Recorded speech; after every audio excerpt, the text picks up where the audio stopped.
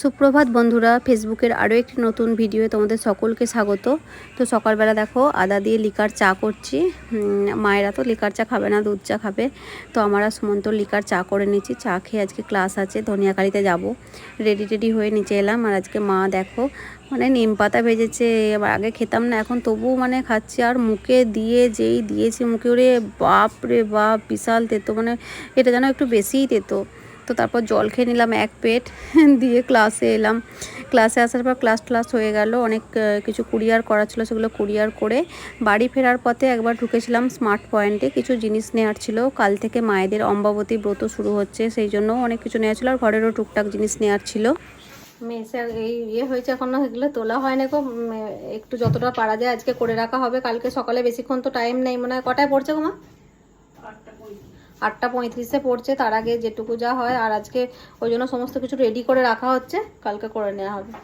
পোস্ত, বাটি পোস্ত একটু বেশি করে রেখে দেওয়া হবে, মানে ঝাল ঝাল পোস্তটা চাকনা দিয়েও মানে খেতে পারবে। ফ্রিজেতে রেখে দেবো আলাদা আলাদা কৌটো করে 4 দিনের জন্য। তো চলো এক এক করে মানে সব করে নেওয়া হোক। কালকে ঘুগনি করবে, যেন মটরটা ভিজিয়ে রাখছে শুকনো করে।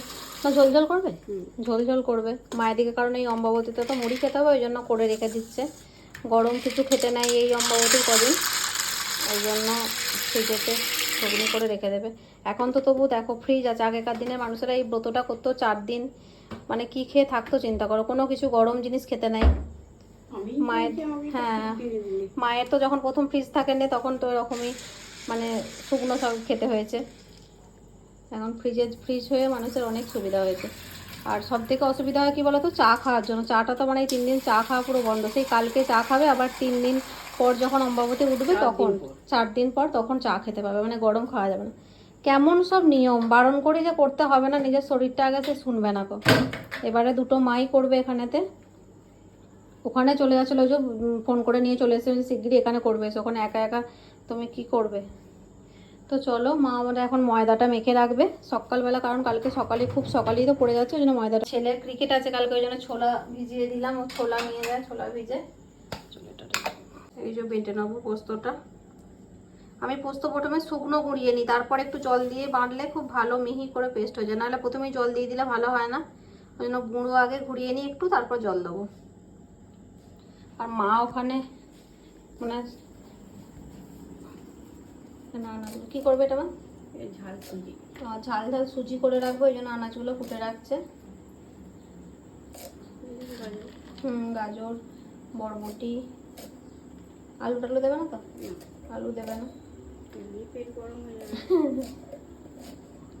ময়দাটা মেখে রেখে দিচ্ছি। কালকে তো তোমার সকালই করতে হবে, সকালেই পড়ছে, ওই জন্য ময়দাটা একটু মা বলছিলাম মাখবো, আমি বললাম দাঁড়াও আমি মেখে দিচ্ছি।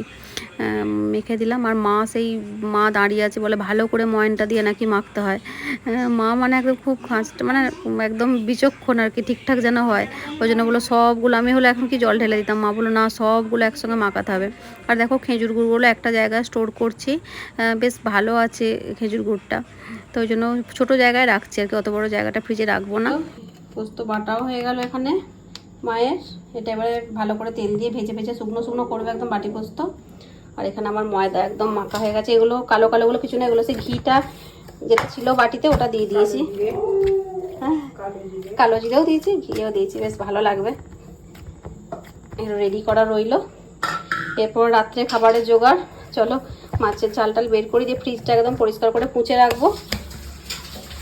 মা বলছে আজকে আর ভাজবো না, কালকে সকালে উঠে ভাজা করে নেবে। তো এখন তাহলে ফ্রিজে ঢুকিয়ে দিই।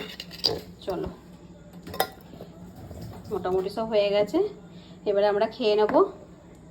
দিয়ে ভিডিওটা এখানেই শেষ করব। আবার মানে অন্য ভিডিওয়ে তোমাদের সঙ্গে কথা হবে। সবাই ভালো থাকবে, সুস্থ থাকবে, সাবধানে থাকবে। আর বেশি করে আমার ব্লগ দেখবে, আর তোমরা কমেন্টে জানাবে। আর তোমরা একটু পারলে শেয়ার করবে। তো রাখছি, সবাই ভালো থেকো। আর ইউটিউবেতেও আমার আরেকটা চ্যানেল আছে, simple life with Piu Naga. ওখানেও আমি ছোট শর্টস ভিডিও শেয়ার করি। তোমরা পারলে আমার ওই চ্যানেলটাতে একটু ভিজিট করে এসো, দেখবে তোমাদের ভালো লাগবে। তোমরা বন্ধু বলে তোমাদের কাছে আমি এটা মানে বললাম। তো রাখছি, আবার পরে কথা হবে।